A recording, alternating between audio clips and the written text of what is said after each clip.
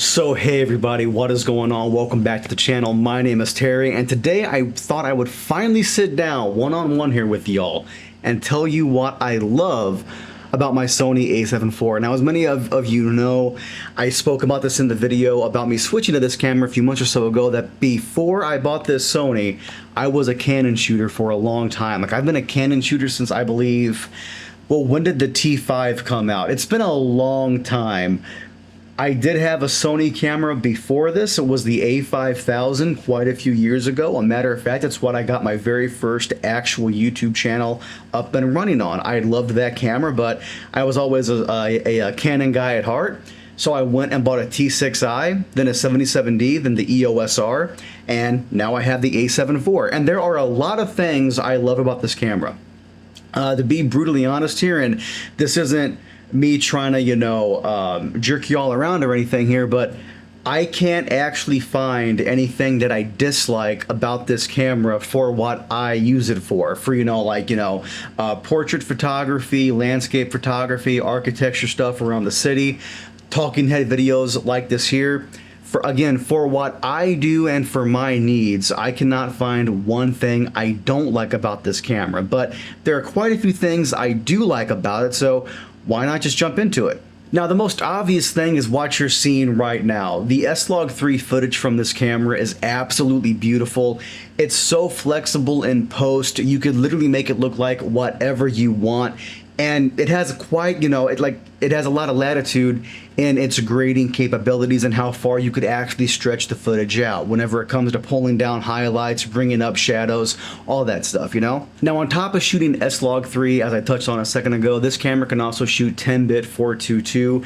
And I'm not going to lie to you all, I actually do not know the whole technical reason why behind that is a big thing, but I do know is that it's the highest quality footage this camera can shoot, and it's also an industry standard for doing a lot of green screen work. So essentially, if you do a lot of green screen work where you got to do like a lot of chroma key and all that jazz, the 10-bit 422 offers so much more color data, so much more color information. You'll be able to have a much cleaner cutout of whatever it is you're doing the green screen work for, So that's always a major bonus. But I would say for about 90% of creators, including myself, if you just want to shoot in 10-bit 420, that would be just fine. Or even 8-bit 420, again, in my opinion. Unless you're doing a big production, or that you're going to be shooting with somebody else that might have a different type of camera besides Sony, and you want to make sure that you could really grade each set of footage the same.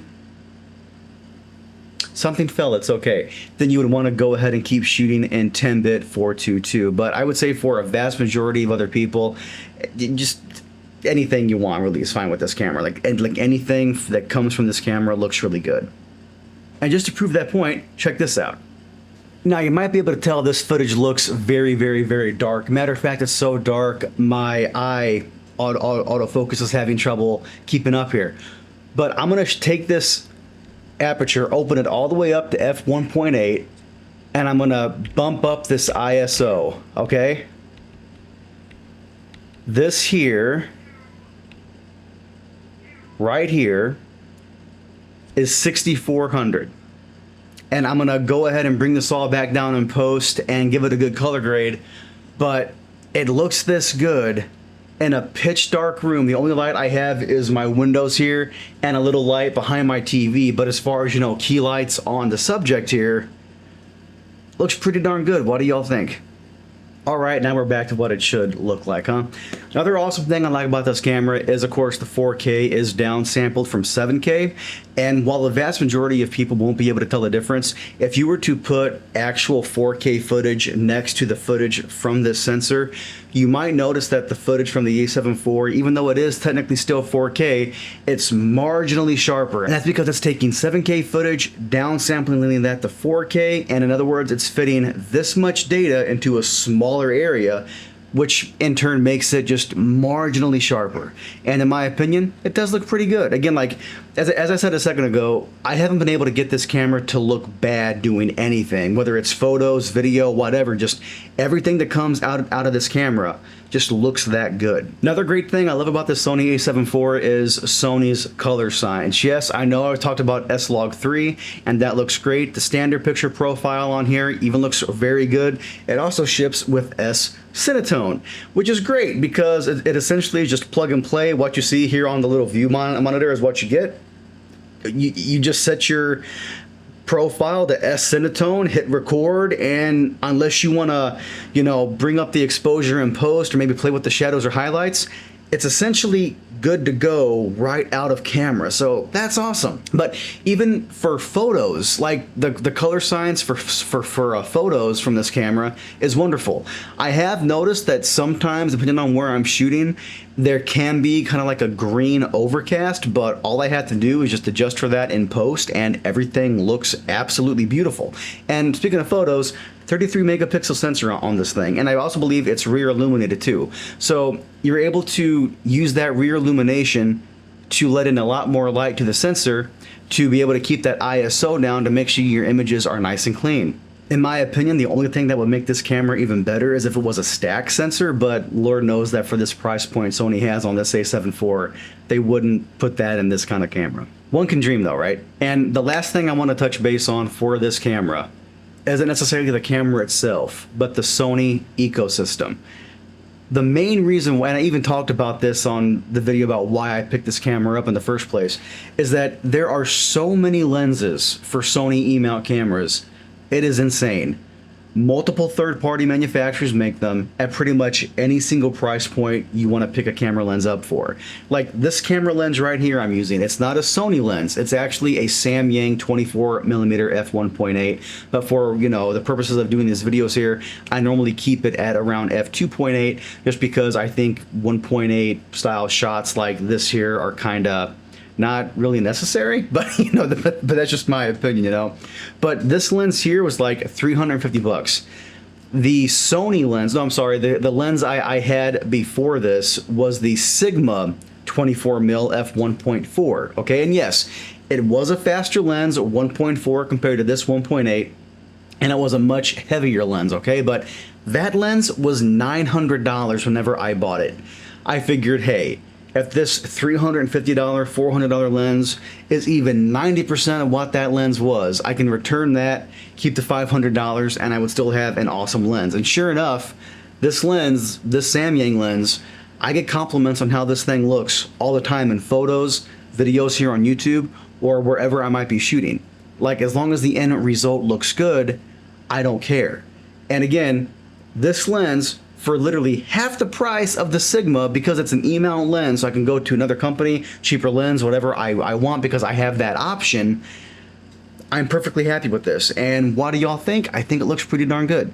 But you know, whether it's, you know, Tamron, Sigma, Samyang, there's another one out there, Viltrox, I believe they also just released their brand new 16mm f1.8 for only $550. Like, if you were to get a wide angle lens like that from Sony with either their G series or their even more expensive G Master series, you're going to be spending hundreds more, if not thousands more. And let's face it here, folks, a lot of people out there might not have that kind of money to go out and spend thousands for a lens whenever they don't even know if maybe photography or videography is something they really want to get involved in. And that was actually my biggest reason to leave Canon for after all those years and move to Sony, because it's like, well, this is great because my old EF lenses might adapt just fine to the RF adapter, but what if I want to buy some new lenses? I'm forced to buy first-party Canon lenses, and while they're, you know, Canon lenses are legendary for being amazing glass,